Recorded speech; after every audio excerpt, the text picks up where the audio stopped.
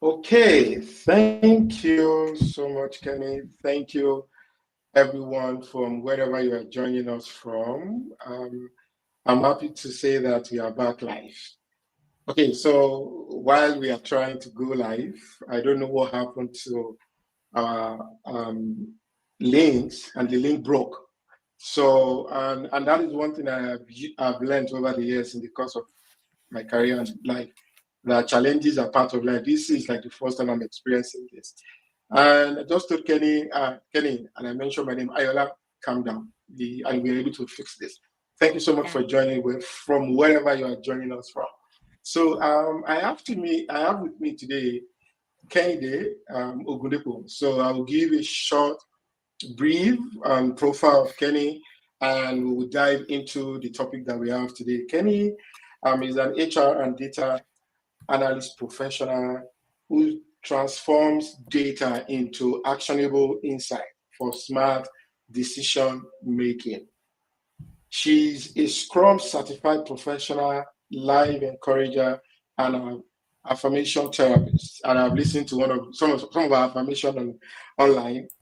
Um, Kenny is very passionate about helping people thrive in both their careers and personal life, with experience spanning industries such as insurance, financial services, energy, and government. Kennedy, I usually call her Kenny. Kennedy brings excellent depth and strategy to people development, which I think I can attest to. She's also the founder of Adwire Jobs, a UNSDG inspired platform that has connected nearly over 200 um, core members with over 80 organizations in Nigeria and across the world, creating platforms to lasting careers beyond our professional expertise. Kehinde inspires growth, resilience through affirmation, purposeful living, and empowering professionals to rise to leadership and achieve and balance and find and fulfill their purposes in life. Yes, that is Kenny for us. So, our topic today is on workplace skills for success. So, I know that people have shared a lot of insight about this. So, when Kenny and I are having this conversation, I think about 6 or 7 months ago, and we agreed to be able to speak on this. And the reason why we are speaking on this is for people, depending on wherever you are or your environment, skills that you can acquire to be able to thrive and succeed in your career at any level, they are quote unquote almost the same, but you might be in a different style. So our focus today will be on dividing these skills into 3 levels, where we have early early entry level, when you are entering your career early in life, where we have mid level and we have executive level. And please note that these skills, when we talked about entry level, does not stop there, because the more you move from one level to another, you are acquiring different skills. And these skills are going to be needed in future. There's no way you'll be able to say, oh, I've learned the entry level skills, I'm not going to do anything again, I'm going to focus on the mid level, and you neglect all the ones you have learned. No, it's going to transit into the new level that you find yourself, and then you move to the executive level. All of the skills are going to come to play, because there is always one thing or the other to be able to learn, and there are decisions to make. Okay, Kenny, thank you so much for joining us today. And I really appreciate that the fact that you're here. So, Thank you. my first question is going to be, um, if you look at this conversation that we have, we say that workplace success. What do you think, or what will you say when we talk about workplace skills for success or in your career? What will you say in 30 seconds? Thank you, Ayola, for having me. And this is a great topic that I'm passionate about. Hello to everyone watching around the world. This is Kehinde Ogundepo. And for those who have been seeing my name, now you see my face. All right, Ayola, good question. And thank you for choosing this topic because it is highly needed and a lot of people need to understand what it is, how to navigate it, and how it can help them at their journey, different journey in their careers. So I would just say, what is workplace skills in 1 second? Sorry, these are the abilities and the qualities that enable individuals to perform effectively at Hmm, the work environment. So that is the hmm, short definition I'm going to give workplace skills. Like I know that there are. I noted in my notes when I was jotting for this session that we have hard skills and we have soft skills. However, correct. both are important for you to be successful in the workplace. I'll stop there. Thank you. Okay, so one thing I'm going to do is to be able to, because I said that we have these skills broken down into 3 levels. If it's okay, I'll pick on the entry level first, and I will Okay. mention, and I'll also say this that the skills we are going to mention are not limited. There are several skills at the entry level. But for the purpose of this conversation, for context, I have about a few ones. I will quickly mention, and then I'm going to relate it to question I'm going to ask. Is that okay? So That's the first okay. one is resilience. I'm not going to define all these skills.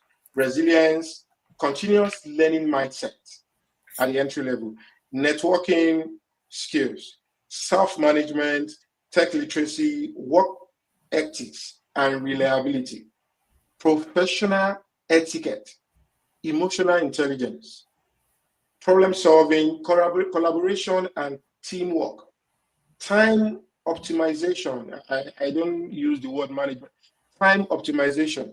It means doing the right thing at the right time, even when it's not convenient. It's not time management. And adaptability, active listening, communication, either verbal, oral, or speaking. So I'm going to then ask you a question around this. I believe that all the skills that I've mentioned are very potent to anyone starting a career. So my first question is going to be, what role do communication skills play in building credibility in a early career? Thank you, Ayola, for that great question again. And so I can track it backward to say that communication belongs to one of the soft skills that it is very important for anyone to have. And now that the question is related to entry level. I know that some entry levels are always shy, they are not confident enough, they are afraid of being judged and they are afraid of not knowing what to say. But I would say communication is a great skill and it's different from your informal communication when you are discussing with your friends, with your, your siblings or any other person that is outside the workplace. When it comes to workplace communication, you have to be able to communicate effectively that your colleagues understand what you're saying and they are able to understand clearly the idea you are bringing on board. So communication is critical, and I would say is one of the skills that cut across both entry level, mid level, and the executive level that you have mentioned. Because at every point in your life, you have to communicate to either one person or the other or the audience on your project, and you cannot afford not to be understood very well, because people would honestly hear what you're saying, and there might not be instances where you can go back to explain to them what you mean. So you want to make sure that at the one point you are clarifying things to them, you have clear expression of your ideas, and you are able to give a notion that you understand what people are saying and you understand how to go about it. So communication is a vital skill that belongs to soft skills, and it is very germane in the workplace. Thank you. Thank you, Kenny. I needed to say this because for every individual, regardless of your level, entry, mid, executive, you communicate with people to be able to work with them Definitely. effectively. And you will notice I also mentioned listening skills. Yeah. So before I move, I need to take you back. So between what individual has been able to learn in school when they are done, they are graduate, and the knowledge they have been able to acquire from institution, and then moving to workplace, maybe for the first time, since we are touching on entry level, what do you think and how do you think they can translate that knowledge they have acquired? I will respond to this when you are done with your answer. How do you think they can transfer that knowledge from institution and tech knowledge they have learned to workplace being an entry level? And I'm okay, and if it's okay by you, you can share your story how you have been able, so that we can drive home the point, and I will also share mine. Thank you, Kenny. Okay, thank you again. So I would say, um one of when I okay, so let me share my experience and I'll use it to drive home the point. One thing that I learned when I was in university was how to lead people, because I was actually the assistant, what they call it again, class rep. Yeah, Class prep, yeah, yes. assistant class rep all through university.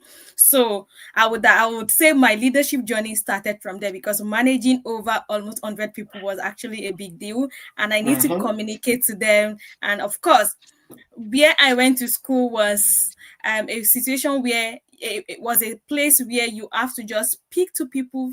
The lecturer is not coming today. Maybe we were having lectures in this 7 a.m. We've passed the communication, and 6:45 the professor just messaged you, I won't be able to come today. Class cancelled. How do you transfer this information to your classmates without them having aggression on you and throwing all the tantrums? So I would say, in my own case, I communicate in a positive way. I communicate in a positive way. And that is one of the things that is important in the workplace. Irrespective of the message you want to pass, you must learn how to communicate it in a way that it will not aggravate any anger in people, right? And I know some people will say damn the consequences, but you cannot damn the consequence in the workplace. You cannot, like, I don't care. You cannot say that in the workplace, because of course you are just starting out your career. And if you're working in an environment where communication is a big deal and it's part of their vision, you cannot just say that, except you want to go for performance. You want to be Yeah, performance summoned into review, yeah. disciplinary committee or Mm-hmm. whatever. Right? But what I'm trying to say is that communication, transferring from communication from your undergraduate days to workplace, you have to be more conscious about how you speak to people. Consciousness is the word here, and the approach you speak things to people. It's still the same thing, it's still the same mouth you open and talk, but now you are talking with the understanding that the other party needs to receive it in a more respectful and in a more courteous way. That you don't know what will hurt the other person, you don't know what you will say that would tune off to the other person. So you have to transfer that understanding that this is not a class, or this is not a school that you say anything To and you will be anyone. held responsible in the workplace more than you will when you were in school. I hope that answers the Oh, question. thank you. So I'll quickly say this. So for me, by the way, I study mass communication. So communication is a two-way street. Yeah. So when you are communicating, you have said it, ability for you to be able to communicate positive vibe, like I can use the word, be positive at all time and be respectful at all time. That is what drives the communication. And also, I think while I was checking, one of our viewers, Oluwale Joseph, thank you so much for joining. He said communication is what empowers every other skills. Very fantastic. That's the best thing I can say. Communication is what empowers every other skills. And I will also say this because when people are new in the workplace at their entry level, not because they are not confident, not because they don't know what to do, not because they don't have what to say, because it's a new and changed environment. People try to overthink, oh, if I talk, what is going to happen? What if my idea is not making sense? And I always say to people that what if your idea is making sense and you refuse to share with people? That is why you need to be able to have that power of relationship initiation and building and nurturing that relationship. And what enhances that still is communication. Because from learning in school, institution, and coming to the new environment is like a continuation, because you have worked with difficult people in group assignment. It's possible you have worked with someone that keeps telling you, oh, rewrite this chapter of your project, rewrite this chapter of your project. That also is teaching you to be able to work, quote unquote, with, if you are eventually working with a difficult boss or a manager, because you are able to manage your lecturer or your instructor to be able to graduate from school, right? You have to be able to. So those things indirectly, you are building resilience for you to be able to scale through when you get to workplace, because rejection is not part of my notebook, or failure is not part of my notebook. So a typical example was when we started this session like a minute to the time, and the links broke. What did I do? I just told Kenny, I'm going to send you a new link. And I called myself, I said, Ayola, calm down. And I said, Kenny, go out of the link. And then we created a new one. And we are here because you can't give an excuse for not communicating the right way. I don't know if that also a lot of things. So that takes me to, I'm going to shift gear now to the mid-level, because I have mentioned virtually everything I have mentioned. Yes, by the way, Kenny, I want you to be able to speak to this question. What do you think, or do you think that volunteering is important at any stage, either at when you are in school or at the entry level of your career? What would you say to, how do you respond to volunteering? Oh my goodness, that's a touching question, because you see, okay, so all my career up till now, I'm still volunteering, and Fantastic. my first HR job I got, I got it because I was volunteering for the organization a year before I was now employed. Right. I was now asked to join them as a staff. So when I start to talk about volunteering, I'll tell you, when volunteering, it helps you to gain mastery of what you're doing faster. My 1 year experience in volunteering before I joined HR speed up my career. And so that's one thing volunteering can do to your career. It speeds up your experience, it speeds up your knowledge. It exposes, gives you exposure, right? And another thing that volunteering does to you that you don't know is that it gives you visibility, right? And it enables you to network. So when I got to my other company I was working with, and said, can you volunteer for us in another role? I'm like, sure, I can. I spoke to my manager. I have I'm an ardent volunteering person too. Go. So I volunteer for a lot of people. I volunteer for organizations, individual communities, and I can say that has really helped me in my career, in meeting people, in ensuring that, it has paved the way for me. And it has helped me to understand some structures that exist in the workplace, outside the workplace, and ability to adapt to it. So volunteering can never be overemphasized when we're talking about your career journey. Like I said, it speeds your growth. So that is what I can say about Thank you. Thank you so much, Kenny. So I'm going to share a short experience. So, and I'll say this for, if anyone is listening to this, that maybe you're in your final year, you are thinking, or you're looking for a job, you are trying to transit into another job. I will give you an example. So I was doing my internship. So I pick up my my resume, or, and I went to different places, submitted my resume. Excuse me, sent an email to different organization. And let me also say that maybe I will share the story one of these days. I sent an email to one of the top consulting firms back then in Nigeria, and I was so happy. I know it might sound somehow to some people, but people that can see what I'm saying will understand. When they responded back to me and said, "Oh, Ayola, thank you so much. We saw your email, but at the moment we don't have vacancy. At the moment, I kept that email. That's been like almost 15 years ago. I kept the email and I was so happy. Imagine they sent you an email saying that there is no vacancy. The fact that they even responded to me Responded to, yeah. was a positive thing for me, that okay, that means all the email that I sent to others that did not respond, they got it. But they might not respond because they feel like there is no space. And I went for a training, a free training, paid for by an organization. And at the training, first day, one of the participants was talking. I'm like, oh, this is what I like to do. During lunch, and I said, oh, hi, how are you doing today? My name is Ayola. I introduced myself. And that is one skill that I think every individual needs to have. Anywhere you get, you should be able to say, hi, how are you doing today? My name is Ayola. This is what I do, or this is what I have passion for. And the guy said, oh, there's no vacancy. I said, don't worry, I'm happy to volunteer because I'll be doing my internship right away. I wasn't after the money. And the guy was like, okay, come for an interview.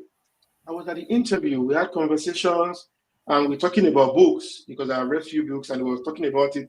And that is how I got my internship.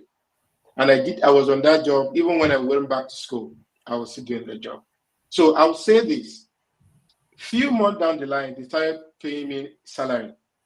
And while I was volunteering, and that's why it's always good to be good and do your job, regardless. Absolutely. Yeah. They were giving me lunch and they were paying my fare when I was volunteering. After like a few months, they started paying me, attached my salary to my name.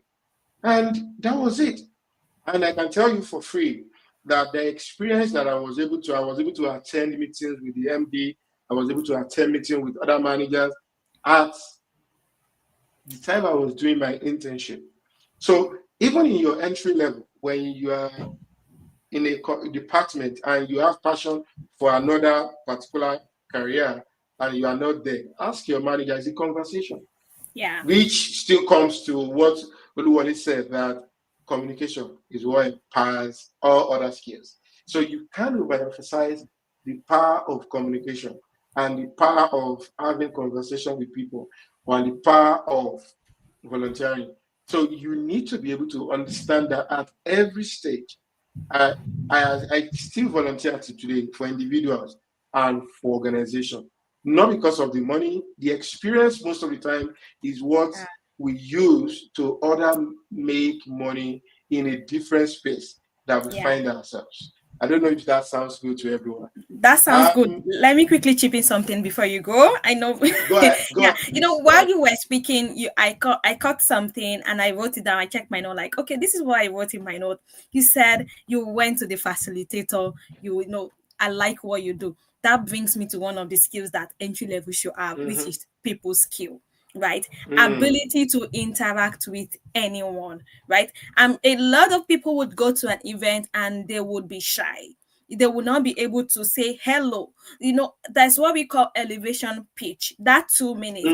It's good to mm-hmm. start practicing it when I Mm-hmm. meet people. When I tell people, when I coach people, I tell people, in 2 minutes, if you cannot deliver value with what you do, then you've lost the audience. Like, the person will Mm-hmm. not remember you for anything.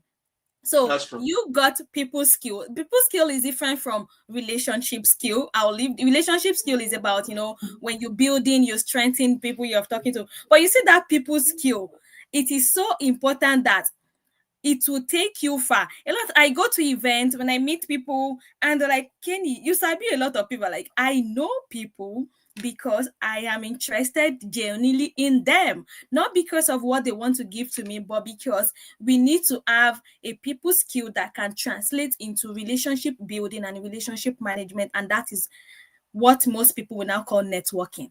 So People skill will take you far. Thank you. I just want to chip that in. Oh, thank you so much, Kenny.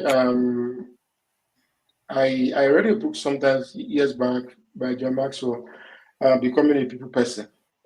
You can't take that away anywhere. You can't take that away. And that is going to lead me. It's like you are reading my note. That's going to lead me to the next skill that I have, which is called people management or people development, because I'm moving now to the mid-level. So this is where we call the mid-level is what I call expanding your influence and impact. Absolutely. So there's no way that you're going to lead people or influence them by not adding value to them. Yeah. So you are leading, you are shaping, you are multiplying results through others.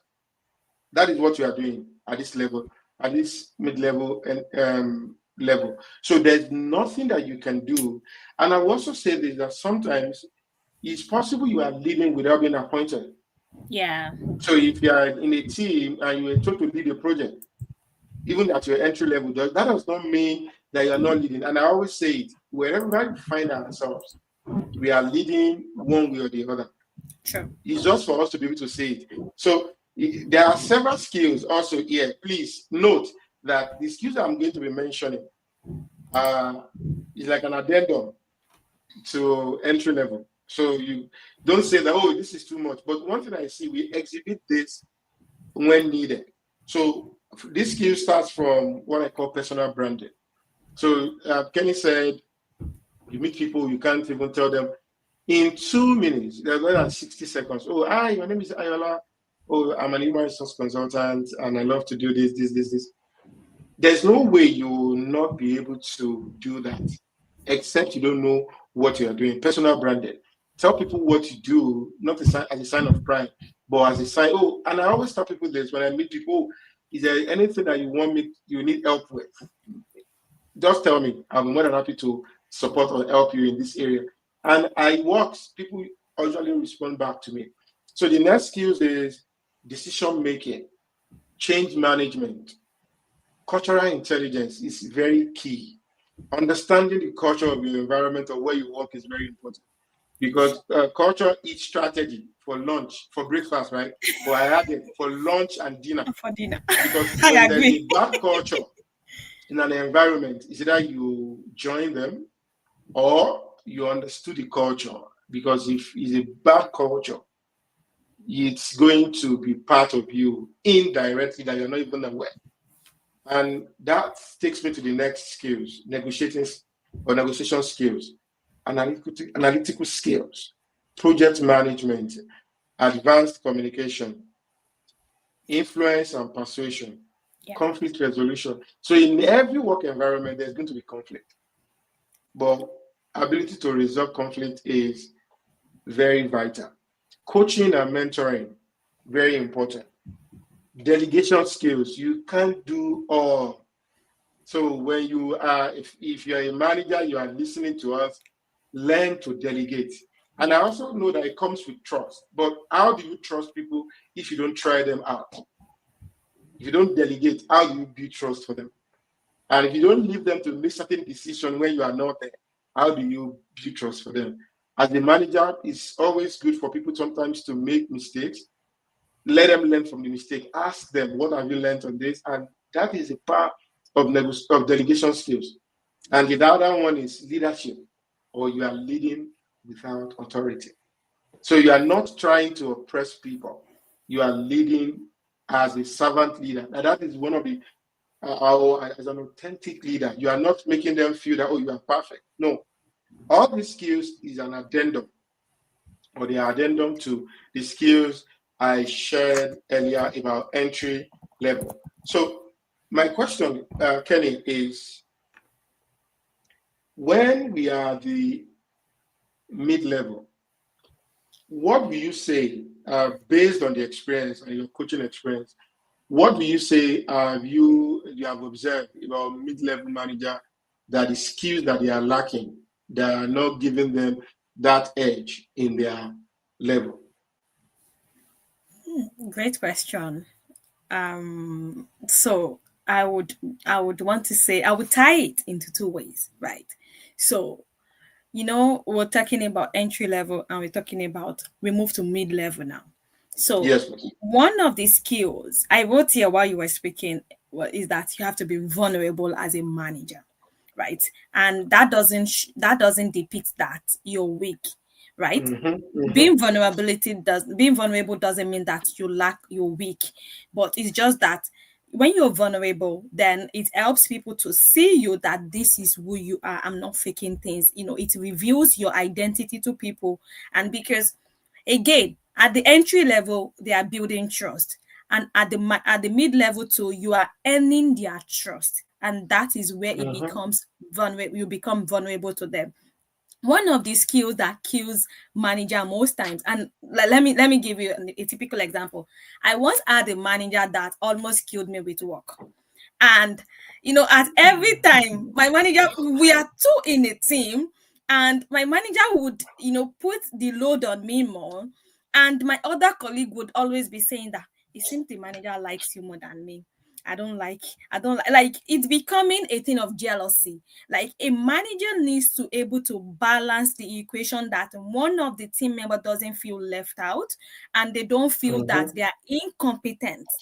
I know that they want people that want the job done, resilience on the job, get things done easily, meet the timelines. My other colleague don't miss time delivery. There is this thing that um my manager complains that you don't meet timelines, you always miss it. Right. So that is why I give it to Kenny. And I'm like, okay, so if you know that the other colleague doesn't meet the timeline, which I quite understand too, why not shorten the timeline to meet your own expectation? That is flexibility, right? And it is important that there is no one size fit all when it comes to the managerial positions. There is no one size fit all. One thing I learned that has helped me so far is that when I am managing my subordinate, I do the strength based skills. I know this is what you're good at, and I give you that. I know this is the other person's strength. I gave them that. So there is no like I want to balance the equation. When you're trying to balance the equation, it may create chaos at the workplace, and it makes you look incompetent as a manager because you're unable to manage them. You are supposed to be managing your subordinates well. So one of these Mm-hmm. another skill that is important is like you apply emotional intelligence.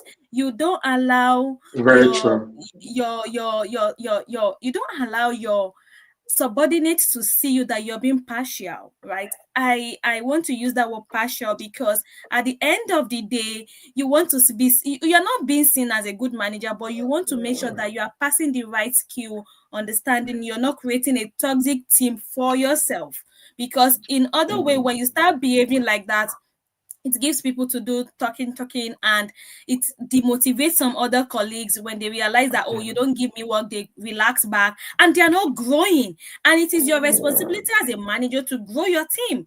So all of these are wrapped up. I've mentioned so many skills in my conversation, and I know that it's a lot for managers, but is it doable?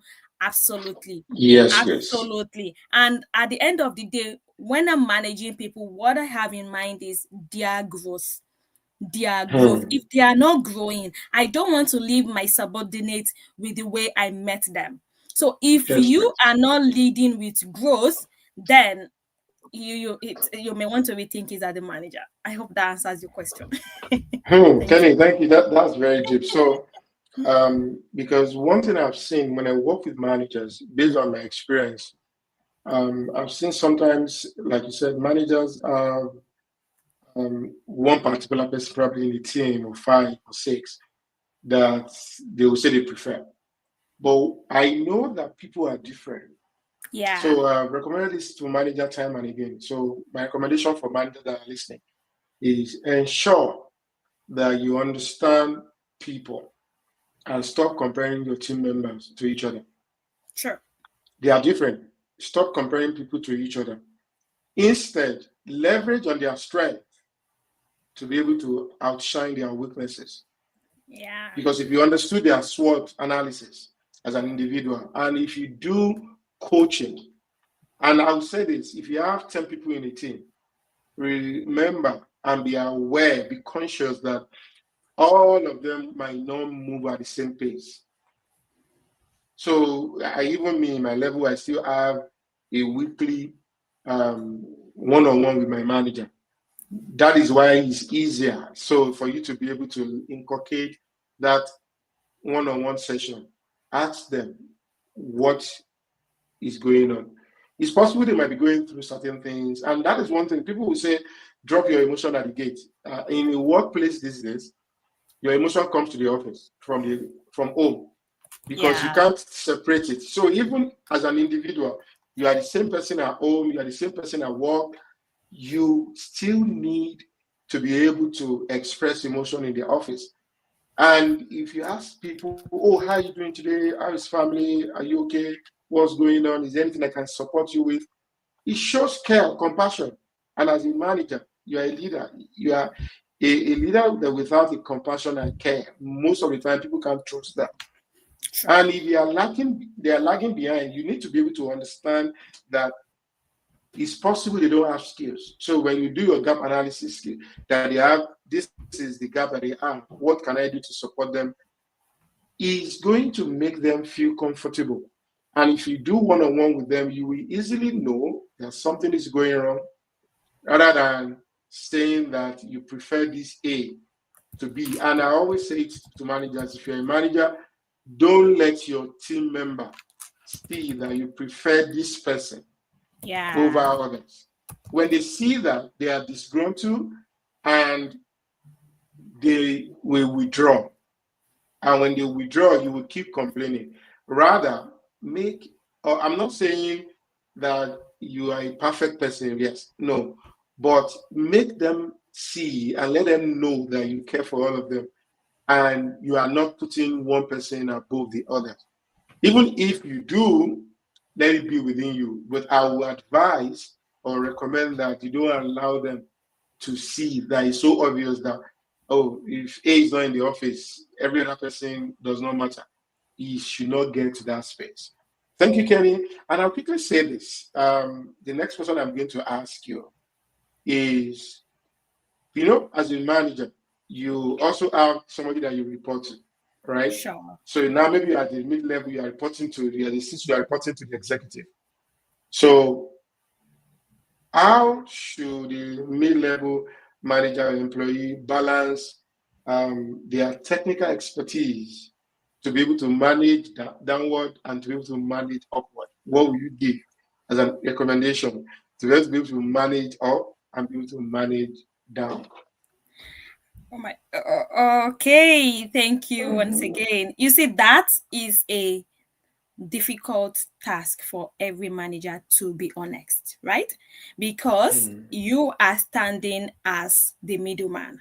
You have people below you and you have people above you, right? Mm-hmm. Now, you see, to be able to manage that effectively, it requires wisdom. Wisdom is applicable, so let me give these two things, then I will come back to your question.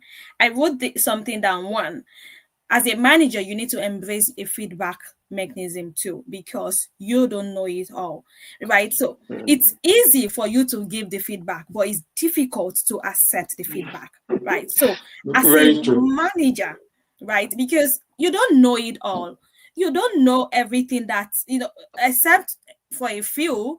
Like, I call something self audit, and I thought I call it self reflection to myself. When I get back home at night, I'm like, okay, Kenny, what did you do? How did your day go? How did you react to that situation and all that? But not everyone does that.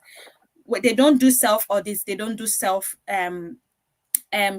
check, and most of the time they are drawn with the power or the title, that, and they are swamped with work too, which I quite understand. But for manager, how do you balance this top and down? Is because, one, be clear. I don't know it too doesn't you don't know everything, and own up when you make mistake too, because we all are imperfect, right? When you make a mistake, ensure you own it, and you look for ways to balance things up, and at the same time give credit to who's owner of the credit as a manager, right? If your manager is demanding something from you, like I once had a manager, like, I felt she's human, I just saw that this is the kind of leader I want to be. And I saw that in her. When you do anything for her, when she's rolling it up, she would say, Kende assisted in doing this and she has done a good job. She will not put you in the copy, but she will make you enjoy your shine, right? And that is okay. So coming back to your question, can you tell me again? I'm sure I'm drifting. So the question is, how do mid-level manager their technical expertise to be able to manage up and manage down? So for technical expertise, you don't need to know everything, but it's good to understand a bit of things. Like you need to understand your software. You need to be able to roll up your sleeves and get into some work when you feel that your managers are not, your subordinates are not pulling their weight. And you too, continuous learning is so important because technology is changing. And again, make sure you use data when you are being asked a question. Let me chip that in. I don't know if this is useful for the question, but make sure that Very useful. don't assume. Assumption is the Mm-hmm. lowest form of knowledge, right? Mm-hmm. When It is. you are asked to do something, pull in data, add your resources together. If you don't understand the ask, seek clarification, pull your team together, brainstorm it. Okay, what kind of technology can we use? Like, so when I got into the government, I did a course, project management in government, right? And so my manager just said in my last appraisal, you like to own your job. Like, I like your project management skill and all that. I just did not develop that. I didn't bring that in. I know project management for a fact, but there are some technical skills that are involved, that are required in government, that I need to learn. So managers, don't fold your arms like my subordinate knows everything. You too, you need to keep learning. And when the last one is that, be clear, be transparent, let people know that this is you, and we are all humans, we all need help. So don't feel that I'm helping people, I don't need help. No. I hope that answers your question. Thank you. Thank you so much, Kenny. I usually say it when I meet with managers, having the conversation. By privilege, I coach some managers, and I'll be like, okay, so what have you done for this person that you said is have this gap? Because if, for instance, I think I told the manager, I said, if you drop a book in your team chat and say, oh guys, I saw this book recently and I've read it to do you good, check it out, we'll discuss it in our next meeting. I said it's different from, guys, read this book, we'll discuss it in our next meeting. They are two different posts. But if you said you have read it, and make sure you have read it, don't just say it for them to be able to do it. Yeah. Because it's influence. At this level, what you exude is influence. Sure. And people are taking after you without you telling them. So sometimes when I see people that are not in that space, it's because of who they learned from or who was their previous manager or over the years. So you need to be able to unlearn certain things and be able to relearn. Continuous learning is critical because you can't take that away. Thank you so much. I will move to the executive level because we are wrapping up in like 10 minutes. Yeah. So at this level, so what I'll call at this level is what I call is the highest level of leadership, where vision is explained, stewardship, legacy is built for every organization, for every individual. And please remember, wherever you find yourself, even when you think this is not what you like to do, there's what we call strategic goals or objectives for every organization. You need to be able to own it. And at this level, if this level of executive are not doing the right thing, it cascades down to everybody. Sure. But it will be difficult. And people will have to do it because if the executive level at this stage are doing what and practicing what they are saying, it's easier to go down. I've said it and I've seen it happen in every transformational or change management. If the executive, the management team, there is a buy-in from them and they are the one leading the project or driving it, it makes the transformation easier, quote and unquote, rather than is bottom up. It should be top down. And that is the way. So at this level, there is a focus for every executive on building sustainability growth of every individual or the position and preparing future leaders, and then leaving behind a positive and lasting impact.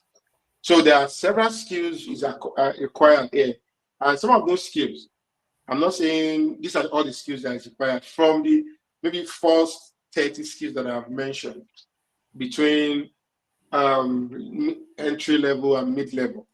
We have what we call legacy building, global perspective, or global business, international business, succession planning, which is very critical, innovation and creativity, boardroom communication and etiquette, crisis and change management, advanced emotional intelligence, executive presence, visionary thinking. So all these are additions to, I think I will have mentioned about 40 skills or more than in the course of this conversation. So you can't but have or learn all this. And I will say this for every manager, while you are at your mid-level, start learning all these other skills. At least we have AI. We have to go to AI. Oh, give me top 20 executive level skills that I can learn, and give me put a lot of prompts of whatever you want to learn is there. It will help you to be able to do this. But my question is, for this level, how do workplace skills and continuous learning is important? What do you think when you say workplace skills and continuous learning? Are they important? What's your response or reaction? Absolutely. They are not just important, they are critical for your career as an executive. Continuous learning. So I know we mentioned continuous learning at the mid level. So when we Mm-hmm. say, okay, so I'm going to put a degree to that. So let's say during your mid level, you are maybe at the rating 1 and 2. At the executive level, then you would be at rating 4 to 5 or 3 to 5, right? Mm-hmm. So critical innovation and critical thinking are very important, and at the same time continuous learning, because again, okay, so something happened. We were in I attended a conference for management, and one person stood up and said he has been working for over 35 years, and technology has evolved. He has been in, he grew the rank, and when he was asking his subordinate a question to be like, okay, can you do it this way? He was still referring to the old process. Mm-hmm. And Mm-hmm. the subordinate came and said, oh no, that was not the training I was taught. I was taught another training entirely. So it's like the manager wasn't prepared to receive that, and so the manager said, okay, have your way just to make the work done. And at the end of the day, the manager said he was so impressed with the new technology because they got results faster than the old way. Now, what I saw in that conversation was that the manager was now, emphasizing on the fact that when you train all those subordinates, you carry the managers along too, right? So it's Yes, a yes. two-way thing. If they don't carry you along, carry yourself along, because you are leading them. And one thing that stood out for me, and I applaud the manager, was that he was willing to explore the new option. Some manager will be so rigid not to explore the new option. He Mm-hmm. was able Mm-hmm. to learn. He was able to learn the new way of doing things too. So in all of this, right? Even though the title, we should not allow those titles to, make us feel that we are so powerful than learning. Before you continue, let me chip into of the skills that I noted here. Now, Ayola, again, thank you for the executive leadership that you displayed at the start of this session. We had a crisis, and you were able to stay calm you were able to say your pressure level was down, unlike some people who feel agitated. And these are skills that are needed in the workplace. Will there be conflict, chaos, and other uncertainty that would arise? Absolutely. But as a manager, as an executive person, and as someone that is aspiring to be in the boardroom someday, I tell people, regulate your emotion, learn to regulate your temperature, Mm-hmm. regulate Hmm. yourself. Don't That's your true. emotions, don't allow your emotions to be all over you. Calm down. Speak to people. You told me, oh, Kenny, we are having technology issue. And I'm like, okay, it happens. This technology sometimes we are all figuring it out. And we started a bit late, but it's turning out great. So there's always an outcome that should be in focus, not the pressure that's going to eat you up at that point in time. Mm. So I'm leaving that for every executive person. Learn to regulate your emotions, be calm under situations. Because when your subordinate or people you're leading see how you manage pressure, that give them the confidence that they have a good boss and they have someone they can always talk to. Lastly, Mhm. another skill I like to chip in is succession planning. As Very an vital. executive leader, if you don't develop future leader, then you may get to the future and realize that you have not made impact. One of the Mm-hmm. things that you should do as an executive leader is deliberately ensuring that you are creating impact with the future leaders, because you will not be in the position forever. And these Hmm. are the people that you need to have, people that would say, I learned from them. There are some people that have hold my hands today. I worked with them for a few time, some longer time, but I still call them like they are my boss. They've raised a good leader, which is me, and I'm Hmm. ensuring that I'm raising a good leader that are behind me. So for executive leaders, take up mentees and ensure that you absolutely impact lives on your journey up. I hope that answered your Thank you, question. Kenny. Yes, please. So thank you, Kenny. Thank you for pointing that out, because I have seen that emotional intelligence is the ability for you to be able to manage your emotion, manage that of others. Absolutely. Though in a workplace, sometimes certain things might happen or might occur that you can't control. And I've also learned anything you can't control, let go. It's beyond Absolutely. you. So you don't need Yeah. to get worked up about it. Rather than be calm, communicate, and you'll be fine. And my last question, because we should be out of here in less than 4 or 5 minutes. I have a last question for you. Um, we're almost there. Okay. So, Kenny, what will you say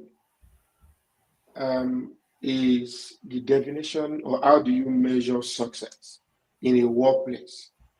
Is it by promotion, impact, personal growth? So, I need your response to that. Personally. Okay. So, personal is for you now. Personally. Okay, so personally, right? I measure success by growth and impact, right? Because in as much as I want to impact people, it should translate to my own growth too. Promotion is good, which I can say. So, in order, I would rearrange your order and say that impact is first, success. What's the second again? Growth, Growth personal is growth. second, personal growth.